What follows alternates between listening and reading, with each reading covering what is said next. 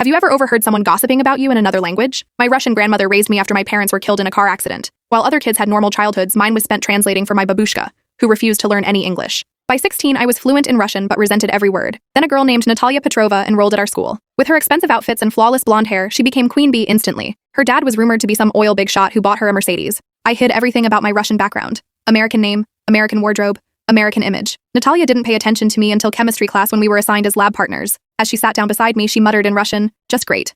I'm stuck with some poor kid." I acted clueless, but something inside me cracked when she accidentally spilled hydrochloric acid on the only nice jeans I owned. The teacher sent me to the nurse, and I heard her laughing as I walked out. Later that day, I was working my shift at the coffee shop when she strutted in with her little fan club. As I prepared their drinks, she started talking about me in Russian again. "Look at this nobody, bet she lives in a dump." Her friends giggled even though they had no idea what she was saying. She kept going, mocking how pathetic she assumed my life was, and claiming I'd probably end up pregnant before graduation. I stayed silent. But that night, I came up with a plan. For the next month, I pretended I didn't understand a word of Russian. In chemistry, I'd stumble around equipment while she insulted me nonstop in her native language. At the cafe, she'd rip apart everyone in our school, including her closest friends. In rapid-fire Russian, she confessed things she thought were safe to say around dumb Americans. She had no idea I was recording everything. I learned secrets no one else knew. Her boyfriend wasn't loyal. Her perfect grades came from stealing answer keys. Her dad wasn't an executive at all. He'd actually run from Russia after stealing money. They weren't wealthy.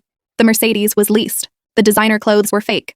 The night of the winter dance, Natalia was nominated for Snow Queen. She arrived wearing some dazzling white dress. I showed up in a cheap $30 outfit with a small Bluetooth speaker tucked into my purse. When she walked on stage to accept her crown, I connected my phone to the speaker and set it next to the mic. Then I pressed play. Her own voice echoed across the gym in Russian. "My dad isn't some executive. He stole money in Russia and we basically ran away." The music cut out. The crowd went silent. Another clip played. "Americans are idiots. Wear the right clothes and they believe anything." Then another. "I've been hooking up with Jake since October. His girlfriend is too fat to keep him interested." Jake's girlfriend gasped from across the room. Clip after clip exposed her. Natalia stood frozen, crown crooked, her face ghost pale. When she spotted me by the speaker, everything clicked. I walked toward the stage and finally spoke in flawless Russian. "You never know who understands what you're saying."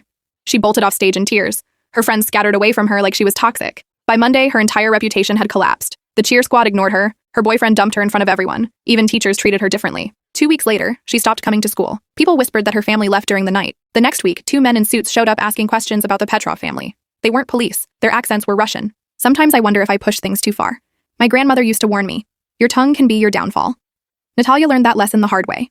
Last month, I received a full scholarship to Georgetown. Being bilingual turned out to be useful after all. And sometimes when I'm closing the cafe late at night, I swear I see a dark car idling across the street, but every time I look again, it's already gone.